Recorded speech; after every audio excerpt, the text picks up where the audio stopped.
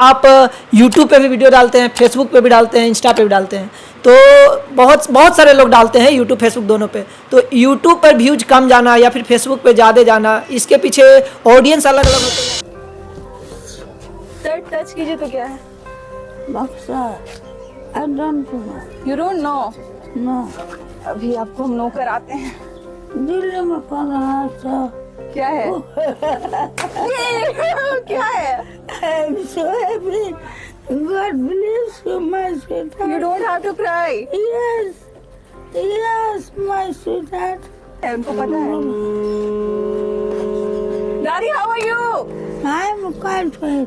दादी रोना नहीं है, क्यों रो रही हैं आप? खान सर का वीडियो, खान सर से रिलेटेड बहुत सारे वीडियो आपके चैनल पर देखे हैं और अच्छा खासा रिस्पांस भी मिला है। तो खान सर के प्रति आपका क्या सोच है? वो उनको एक कैसा इंसान मानते हैं? एज लाइक उनके जीवन से आप क्या कुछ सीखते हैं? ये तो बहुत अच्छा कोच। आपको मैं 2.5-3 साल से आपके मेहनत को देख रही हूँ और आप इतना मेहनत करते हैं, आप लोग, आप दोनों इतना मेहनत करते हैं। BS खबर के नाम से आपका ये चैनल है और वीडियो करें, शायद आपको मेरी जर्नी से बहुत खुशी मिल रही हो सुन के। चले ना चले वो डिफरेंट बात है, उसका कोई लेना देना नहीं है खुशी।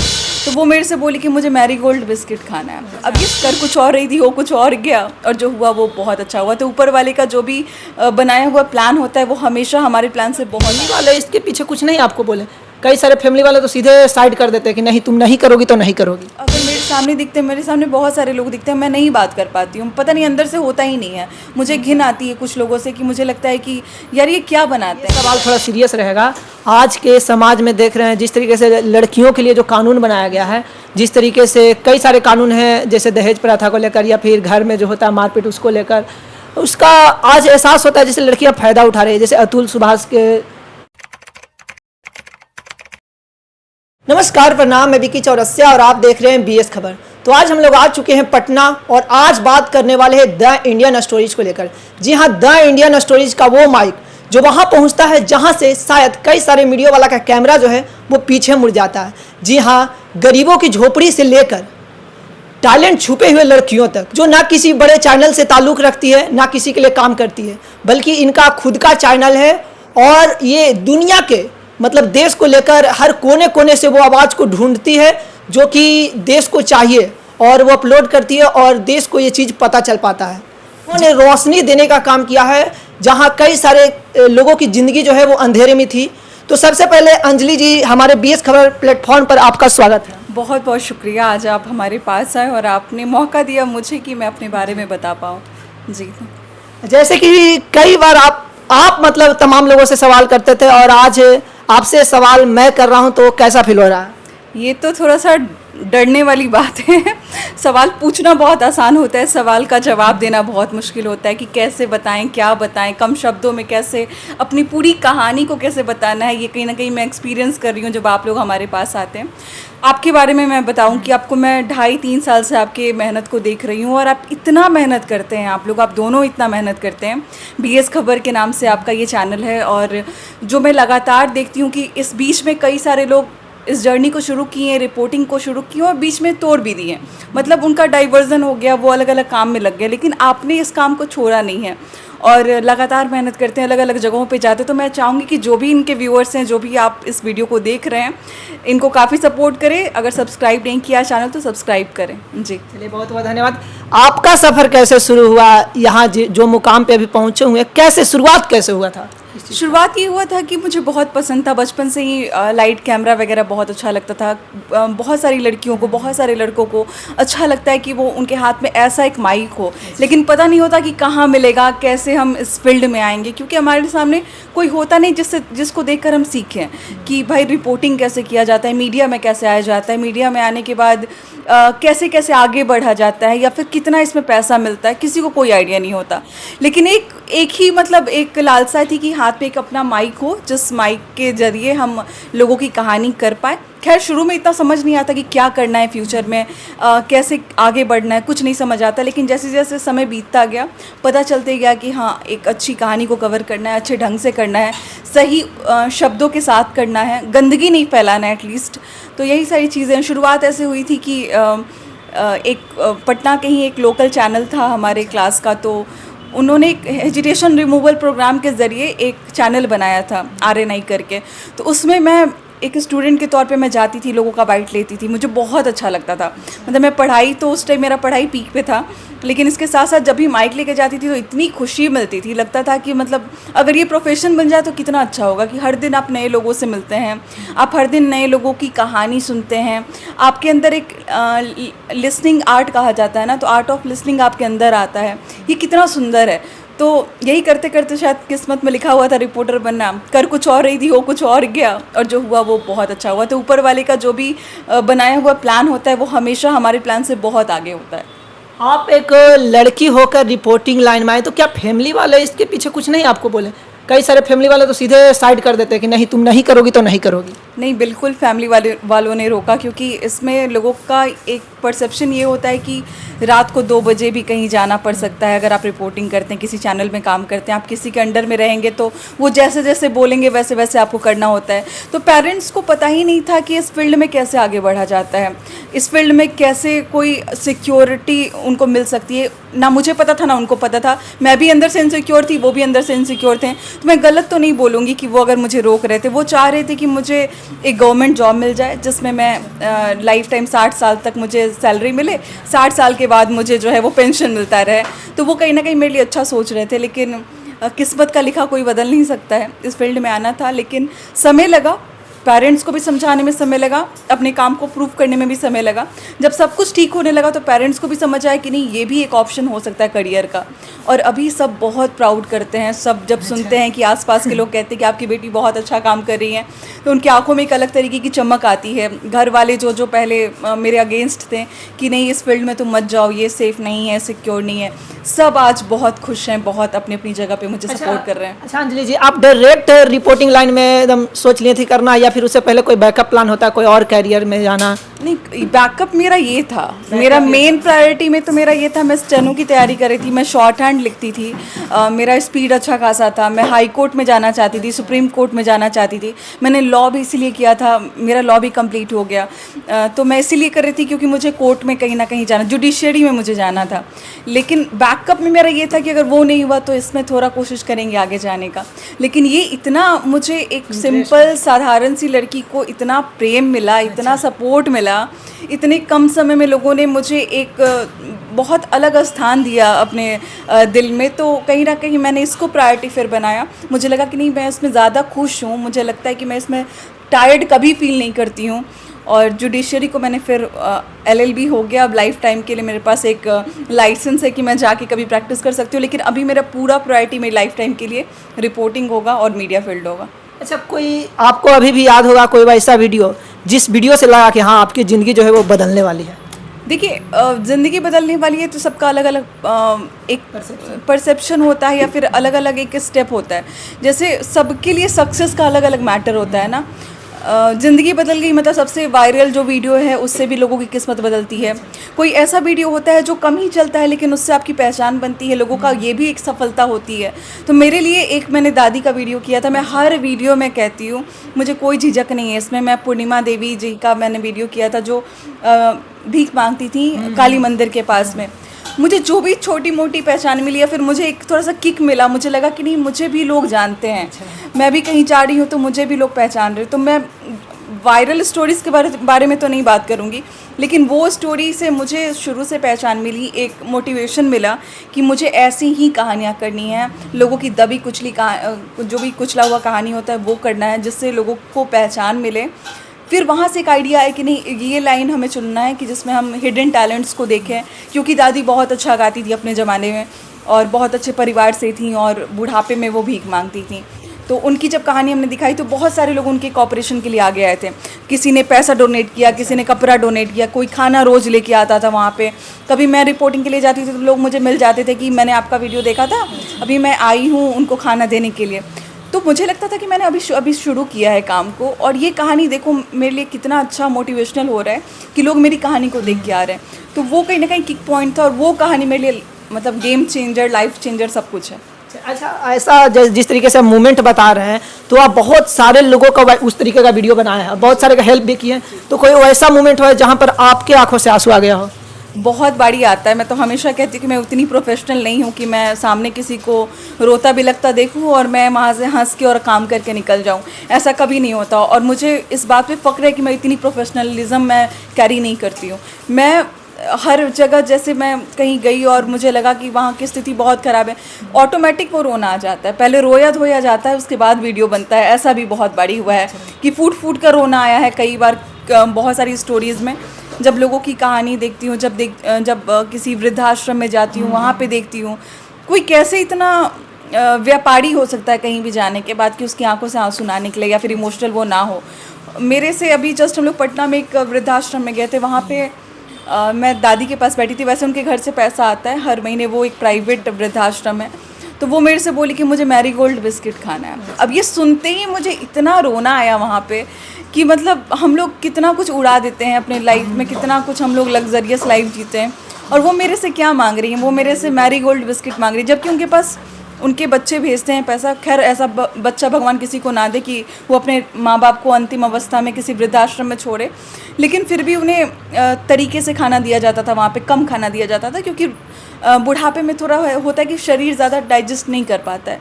लेकिन वो ऐसे मांगी मुझे कि इतना मुझे रोना आया, मुझे लगा कि ये कैसा दुख है, ये भगवान किसी भी माँ बाप को ना दे। और यही सारी बहुत बारी इमोशनल हुई हूँ। मैक्सिमम मेरी स्टोरी इमोशनल स्टोरी होती हैं, तो हमेशा ही भावुक हो जाना तो संभाविक है। अच्छा अंजलि जी, औरों से मतलब जो भी मीडिया वाले हैं उनसे हटके आपका एकदम अलग है, अलग स्टोरीज दिखाते हैं। जैसे कि हम शुरू इंट्रो में बोले कि दुनिया के कोने कोने से ढूंढते हैं और उसे उजागर करते हैं, तो ये कैसे सोच पाना हुआ? देखिए, ऐसा कुछ नहीं था कि मुझे बहुत अलग करना है, मुझे अपना एक अलग इमेज बनाना है, या फिर मुझे बाकी लोगों से हट के कुछ काम करना है। ऐसा कुछ नहीं था। जो अंदर से आवाज़ आई, जो लगा कि नहीं ये मेरे बस का है, जो मैं कर सकती हूँ, कंफर्टेबल तरीके से कर सकती, मैं नहीं कर सकती किसी ऑर्केस्ट्रा वाली का मैं गलत तरीके से वीडियो नहीं बना सकती। मैं नहीं पूछ सकती कि आपने टैटू कहाँ से बनवाया है, आपने कहाँ से जाके आप इंस्पिरेशन कौन है, आप कितना कमा लेती हैं, ये सब मैं नहीं पूछ सकती हूँ। तो मैं जिस चीज़ में कंफर्टेबल हूँ मैंने वही चुना है। जो मुझे बचपन से जो परवरिश मिली है मैंने वही काम चुना है, ताकि मैं प्रिटेंड ना करूं। मुझे एक्टिंग नहीं करना है माइक उठा के। मैं एक्टर तो नहीं हूं ना कि मैं माइक उठाऊं और मैं कुछ भी नाचने गाने लगूं किसी के सामने या फिर कुछ भी। तो मुझे उधर से ही कर लीजिए। तो मैं जो कर सकती थी, जो मुझे मिला है बचपन से, जिस तरीके का परवरिश मिला है, मैं वैसे ही काम को आगे कैरी कर रही हूँ। और इसमें मैं किसी की तुलना नहीं कर रही हूँ, मैं किसी को कम नहीं देख रही हूँ, कि मैं किसी को ज़्यादा नहीं देख रही हूँ। मुझे किसी से जलनशीलता नहीं होती है, मैं किसी को जज नहीं करती हूँ। सब अपनी अपनी जगह पे ठीक है ना। एक चोर भी काम करता है तो उसके लिए पवित्र ही काम होता है वो, है ना। चोरी भी उसके लिए पवित्र काम ही है। तो मैं किसी के काम को जज नहीं कर रही हूँ, बस अपने लिए एक लाइन बनाई हूँ, मैं उस पर काम कर रही हूँ। उसके लिए मुझे बस और कुछ नहीं है। जैसा कि आप बोल रहे हैं आप जज नहीं कर रहे हैं, तो क्या और भी मीडिया वाले हैं जो जिस तरीके का वीडियो बनाते हैं, जिसका मुझे आई थिंक लगता है कि समाज पर गलत इम्पैक्ट पड़ सकता है, तो उस पर आप बयान नहीं दे सकते हैं? बयान तो बिल्कुल दे सकते हैं। बयान इन द सेंस कि देखिए, जैसा कि अभी आप बोले ना कि ऑर्केस्ट्रा वाले से, जैसे सोनपुर में मेला लगता है, ये तो गंदा काम है ना, ये तो गंदा काम है किसी के लिए भी। देखिए, लोगों की मजबूरी है कि वीडियो नहीं चलता है, बनाना पड़ता है, पैसा नहीं आता है। लेकिन आप ये सोचिए कि आपको कभी किसी सम्मानित जगह पे नहीं बुलाया जाएगा अगर आप वो काम कर रहे हैं। तो ये अपने अंदर आपको जज करना होगा। ये मैं कोई नहीं होती हूँ जज करने वाली। मुझे इतना, आप अगर मेरे सामने दिखते हैं, मेरे सामने बहुत सारे लोग दिखते हैं, मैं नहीं बात कर पाती हूँ। पता नहीं अंदर से होता ही नहीं है। मुझे घिन आती है कुछ लोगों से, कि मुझे लगता है कि यार ये क्या बनाते हैं, ये जाके ये मतलब इतना गंदे तरीके से वीडियो बनाते हैं, इतने गंदे तरीके से किसी लड़की को प्रेजेंट करते हैं, इतने गंदे सवाल करते हैं कि कभी मन नहीं मानता है कि मैं बात करूँ। तो मैं तो बहुत छोटी हूँ, मुझे नहीं मन करता बात करने का। तो आपको कहाँ, इस दुनिया इतनी बड़ी दुनिया है, लोग पैसा तो आप कमा लेंगे, इज्जत कहाँ से कमाएंगे? और पैसा कब तक आपको सेटिस्फेक्शन देगा? आपको कहीं ना कहीं, आपको कभी ना किसी ना किसी पॉइंट पे लगेगा ना कि भाई यहाँ इस जगह पे इतने अच्छे अच्छे क्रिएटर्स आ रहे हैं, मुझे क्यों नहीं बुलाया गया? वहाँ पे तो आपको अखरेगा ना। तो वो सबको खुद को जज करने की ज़रूरत है कि आप देखिए कि आप क्या काम कर रहे हैं। अगर आपसे नहीं हो रहा, आप इस काम को छोड़ दीजिए, मत कीजिए, आप कुछ और कीजिए। दुनिया बहुत बड़ी है, बहुत सारे ऑप्शंस हैं, बिजनेस है, बहुत सारी नौकरियाँ हैं जो आप कर सकते हैं। लेकिन गंदगी मत फैलाइए। आपकी एक गंदगी फैलाने से हम सब बदनाम होते हैं। जी, मतलब अंजलि जी का कहने का मतलब यही है कि पैसे के लिए किसी भी हद तक जाना सही नहीं है, क्योंकि लोग आज से पैसे के लिए खुद का इज्जत बेच रहे हैं, दूसरों का तो दूर का बात है। ऐसा भी मूवमेंट देखने को मिलता है। बिल्कुल खुद ही मैं देखती हूँ खुद ही जाके डांस करने लगते हैं। जिस कैरेक्टर का इंटरव्यू करते हैं उसी कैरेक्टर में वो चले जाते हैं। और खैर बहुत क्या ही बोला जाए उनके बारे में। खैर अपने ही कम्युनिटी है, सब अपने ही लोग हैं, लेकिन यही है कि जिसको जब समझ आ जाए, तो मुझे लगता है कि आपको समझने की ज़रूरत है कि आप क्या कर रहे हैं। एक बार बैठ के सोचिए। मैं जब रात में सोती हूँ तो एक बार ध्यान में ज़रूर आता है कि आज मैंने क्या किया है, और मैंने जो अब तक किया है क्या उससे मुझे कोई कष्ट पहुँचेगा, या फिर ऐसा कुछ तो नहीं कर रही हूँ जिससे मैं लोगों को खटक रही हूँ, या फिर वो नींद उड़ जाती है, ऑटोमेटिक वो नींद उड़ जाती है। आप जितना भी पैसा कमा लें, आपके जितने व्यूज़ आ जाएं, व्यूज़ सब कुछ नहीं होता है। अच्छा अंजलि जी, आप यूट्यूब पे भी वीडियो डालते हैं, फेसबुक पे भी डालते हैं, इंस्टा पे भी डालते हैं, तो बहुत बहुत सारे लोग डालते हैं यूट्यूब फेसबुक दोनों पे। तो यूट्यूब पर व्यूज कम जाना या फिर फेसबुक पे ज़्यादा जाना, इसके पीछे ऑडियंस अलग अलग होते हैं या फिर एल्गोरिदम होता है? एल्गोरिदम होता है अपना। फेसबुक पे कोई भी चीज़ें बहुत जल्दी वायरल होती हैं, लेकिन फेसबुक पे पैसा बहुत कम है। वीडियो पे, रील्स पे बहुत पैसा कम बनता है। आप जितना भी व्यूज़ ला दें, आपका बहुत कुछ भला नहीं हो सकता है उससे। लेकिन यूट्यूब स्टेबल है। लेकिन मुझे जो पॉपुलैरिटी थोड़ी बहुत मिली है वो फेसबुक से मिली है, तो मेरा कोई हक नहीं बनता कि मैं उसके बारे में गलत बोलूँ। मुझे जो भी पहचान छोटी मोटी मिली है या फिर जो भी मुझे लोग जानते हैं वो फेसबुक के थ्रू जानते हैं। मैं बहुत इज्जत करती हूँ उस प्लेटफॉर्म का। मैं बहुत छोटी छोटी चीज़ों का बहुत रिस्पेक्ट करती हूँ। और शायद लोगों को लगेगा कि ये मजाक है। मेरे पास जो पहले पुराना माइक था, मुझे लगता है कि हर एक चीज़ मेरी जर्नी में काम आई है। तो मैं हर एक छोटी छोटी चीज़ को, अगर ये स्टैंड है ना, अगर इस पर मेरा पैर लग जाता है तो मुझे लगता है ये मेरे काम का एक हिस्सा है, मुझे इसका डिसरिस्पेक्ट कभी नहीं करना चाहिए। तो मैं इतना ज़्यादा केयर करती हूँ हर चीज़ का। जो लोग मुझे पसंद करते हैं, जो लोग मुझे फॉलो करते हैं या फिर जो मुझे सपोर्ट करते हैं, हर एक इंसान का मैं बहुत बहुत वैल्यू करती हूँ। तो खैर वो तो फेसबुक प्लेटफॉर्म से मेरा इतना कुछ मुझे मिला है, जो भी आज मैं कर पा रही हूँ, तो मेरा कोई अधिकार नहीं बनता मैं उसके बारे में गलत बोलूँ। लेकिन एल्गोरिदम अपना अपना होता है। अगर कोई भी क्रिएटर है वो कोशिश करे कि वो यूट्यूब पे स्टेबल हो, वो करेंट टॉपिक्स पे वीडियो बनाए, जो भी चीज़ें अभी चल रही हैं उस पर वीडियो बनाए, वो उनको बहुत लॉन्ग टर्म तक काम देगा। फेसबुक बहुत फ्लक्चुएट होता रहता है, बहुत बारी उसमें बहुत सारी चीज़ें बदलती रहती हैं जो लोगों को समझ में नहीं आती हैं। जिनके पास टेक्निकल नॉलेज है वो आगे बढ़ जाते हैं, जिनके पास नहीं है वो एक छोटी सी गलती से उनका पूरा का पूरा 1-1.5 साल, 2 साल, 5 साल का मेहनत बेकार हो जाता है। तो आप अगर क्रिएटर बनना चाहते हैं, अगर आप पहले से क्रिएटर हैं, तो आप कोशिश कीजिए। खैर मेरा भी बहुत ज़्यादा स्टेबल नहीं है यूट्यूब, लेकिन मैं बाकी को ये रिकमेंड करूँगी कि आप, क्योंकि मेरा एवरग्रीन स्टोरी होता है, मेरा रिसेंट टॉपिक पे मैं नहीं बनाती। यही चाहूँगी कि आप जितने भी काम कर रहे हैं वो यूट्यूब पे ज़्यादा काम करें, कोशिश करें कि उस पर फेस वैल्यू बने आपका, क्योंकि वहाँ से आपकी कमाई भी बहुत अच्छी होगी। वहाँ के जो सब्सक्राइबर आपको मिलेंगे वो भी बहुत लॉन्ग टर्म के होते हैं। जी। अच्छा, जैसा कि ये कई बार देखें कि हमारे सामने ही हमारे दोस्त लोग आपकी वीडियो देखते हैं फेसबुक पर, तो हम देखते तो आपको पहचान जाते हैं, और जब वहाँ पे कमेंट पढ़ते हैं तो शायद ही कोई नेगेटिव कमेंट आता है, तो उस पॉजिटिव कम्युनिटी को कैसे बनाए रख रहे हैं? मतलब लोगों का नेगेटिव कमेंट्स नहीं आना, इसके पीछे कभी उसके लिए कुछ एक्स्ट्रा एफर्ट नहीं डाला है। मैं बस सही काम कर रही थी, और अगर आप सही करेंगे तो क्यों कोई गलत बोलेगा आके। और मुझे लोगों को फ़र्क नहीं पड़ता, बहुत सारे लोगों को, कि गालियाँ पड़ रही हैं तो पढ़ने दीजिए कमेंट सेक्शन में। मुझे बहुत फ़र्क पड़ता है। मैं हर एक, जब भी बैठती हूँ कहीं, तो मैं देखती हूँ कि हाँ क्या रिएक्शन आ रहा है लोगों का जो मैं वीडियो बना रही हूँ। तो एक तो ये पता है अंदर से कि मैं गलत नहीं कर रही हूँ, तो गलत लोग तो जुड़ेंगे नहीं, गलत कमेंट करेंगे नहीं। इनफैक्ट जब लाइव आती हूँ तो मुझे एक होता है ना कि जब आप लाइव आते हैं तो बहुत लोग गाली गलौज करना शुरू करते हैं, बहुत लोग उल्टा सीधा कमेंट करना शुरू करते हैं, लेकिन मेरे में ये चीज़ एकदम ज़ीरो है। ये मेरे साथ बहुत प्लस पॉइंट रहा है कि जितने लोग जुड़े हैं वो बहुत रिस्पेक्ट करते हैं। 10 ही लोग देखे, लोग पता है मतलब 1000 व्यू को इतना अंडरस्टिमेट करते हैं ना। मैं ये कहना चाहती हूँ कि जैसे मान लीजिए मैंने कोई वीडियो डाला, उसके 1000 व्यूज़ आए, और सामने वाला कहता है मैडम इसका तो 1000 ही व्यू आया। जो मेरा पर्सनल वीडियो जब मैं कुछ बोल के बनाती हूँ उस पर 10,000 व्यू भी आता है, मुझे लगता है बाप रे, मेरे वीडियो को 10,000 लोगों ने देखा। मिलियन का तो बात ही छोड़ दीजिए। मुझे लगता है कि 10,000, आप सोचिए ना, आप यहाँ खड़े हैं और आपके सामने 10,000 लोग खड़े हैं, ठीक है, और वो आपको लाइक कर रहे हैं, आपको देख रहे हैं, आपको सुन रहे हैं। आप बोल पाएंगे क्या? वहाँ पे हालत ख़राब हो जाएगी। तो लोग बड़ा अंडरस्टिमेट कर लेते हैं सोशल मीडिया पे। व्यूज़ का बहुत रिस्पेक्ट करना चाहिए जो भी आपको मिल रहा है।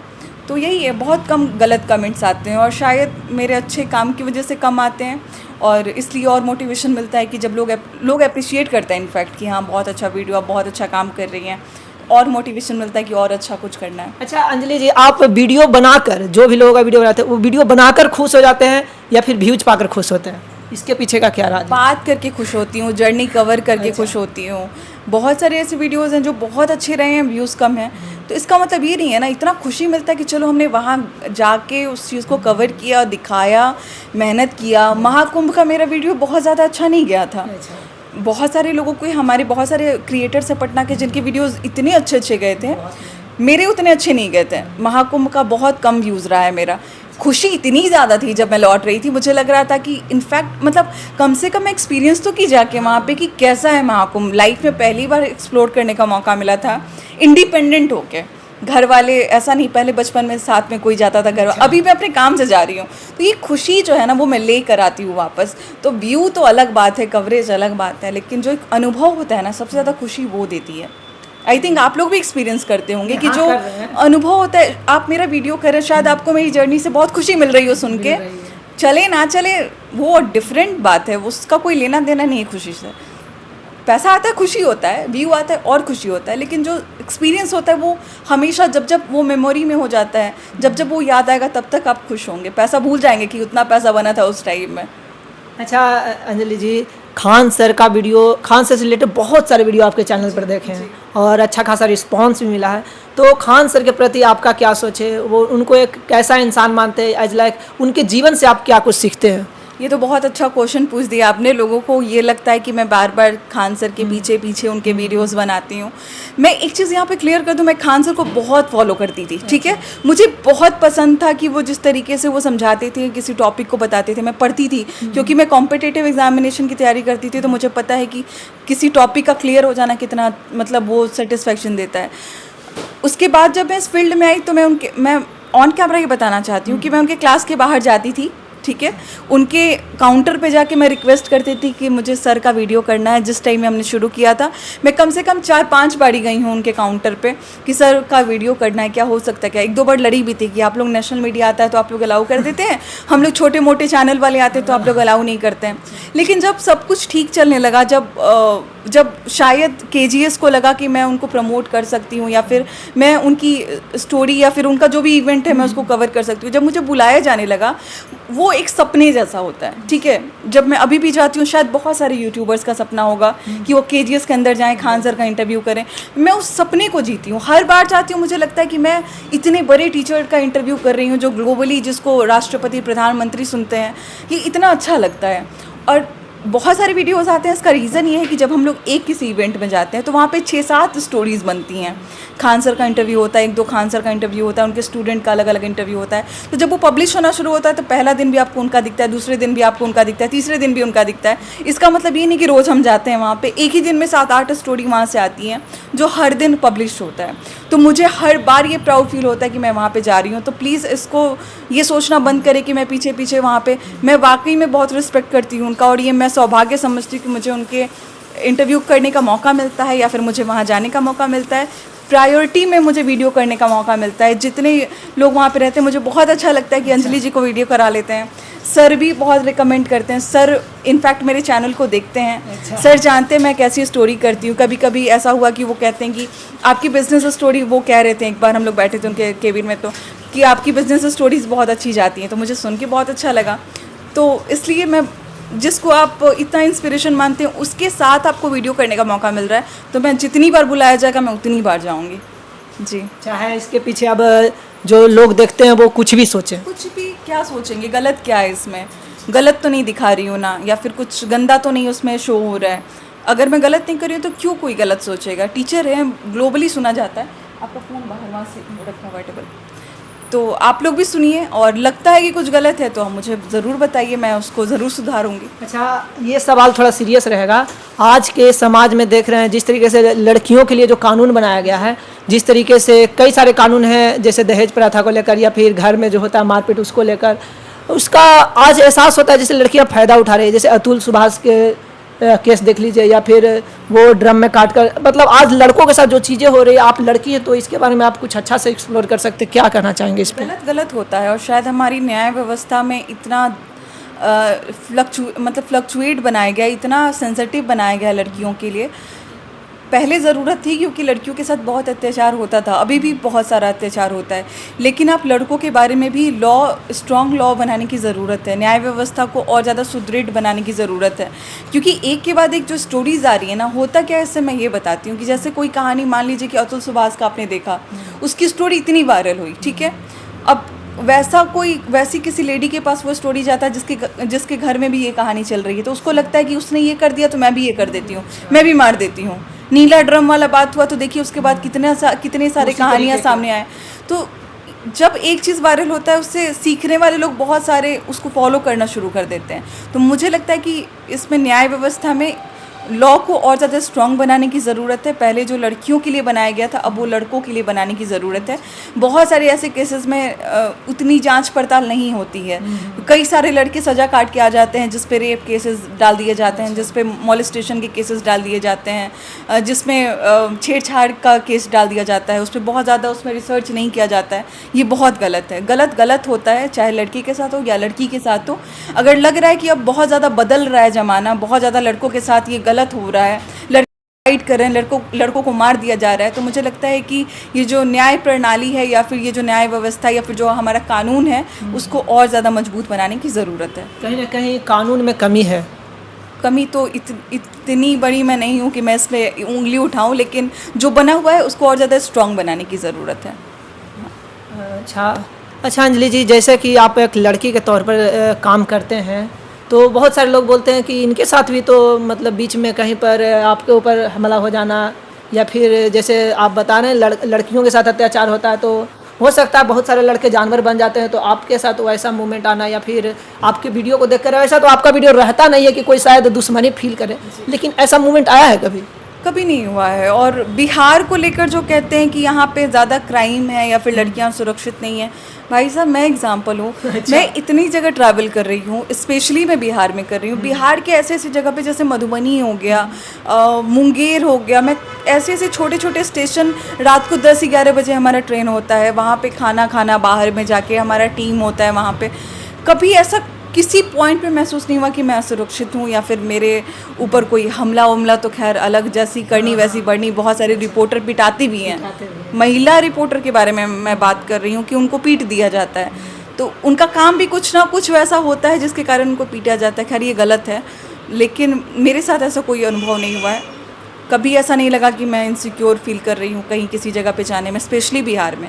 हमेशा मैं बिहार को मेंशन करती हूँ कि जो इसको कम में आंकते हैं वो हमारे वीडियो को देखे कि यहाँ पे कितना कुछ अच्छा है, जिसको एक्सप्लोर आपने नहीं किया होगा, जिस बिहार को आप नहीं जानते होंगे, तो आप हमारे वीडियोज़ को देखिए, आपको अलग एक कॉन्सेप्ट मिलेगा कि हाँ बिहार ऐसा भी है। आपका वीडियो तो बिहार से हटकर अलग राज्य से भी आता है ना? सभी, हाँ, मैं हर जगह का करती हूँ शूट, लेकिन प्रायोरिटी में हमेशा बिहार होता है। हमेशा मैं कोशिश करती हूँ कि यहाँ का जो कर्ज है हमारा, जो हमें मिला है, जो यहाँ से मिलता है या फिर मिला है, उसको हमेशा ज़िंदगी भर ऋणी जितना भी चुकाया जाए वो कम रहेगा। तो हर जगह बिहार करते रहती हूँ जाके, या तो गुजरात गई या फिर कहीं भी गई। तो एक तो ये अच्छा लगता है कि बिहारी का ज़रूरत है उनको। अगर हम वहाँ मान लीजिए किसी बिज़नेस प्रमोशन के लिए हम जा रहे हैं तो उन्हें हमारी ज़रूरत है, तो भाई आप कहाँ से कुछ गलत बोल सकते हैं? आपकी हिम्मत कैसे हुई कि आप किसी बिहारी को आप पे उंगली उठा दें या फिर उसको भला बुरा बोल दें? आपको अधिकार नहीं है जब तक आप जानते नहीं हैं। कई सारे ऐसे लोग हैं, जैसे अभी एक मैंने लैपटॉप दिया था प्रयागराज के कुछ बच्चों को बुला के, हाँ जेई का एग्ज़ाम दिया था उन्होंने, तो वो जब आए तो बोले कि मैम मैं आज के पहले बिहार नहीं आया था, और जब आया तो यहाँ का तो सिचुएशन ही अलग है, यहाँ तो बहुत डेवलप्ड है। मुझे तो बहुत कुछ उधर तो बहुत गलत कॉन्सेप्ट बना हुआ है मन में कि बिहार ऐसा है वैसा है, पिछड़ा है, बेकार है, वहाँ पे कोई फैसिलिटी नहीं है, वहाँ पे चोर उचक्के रहते हैं।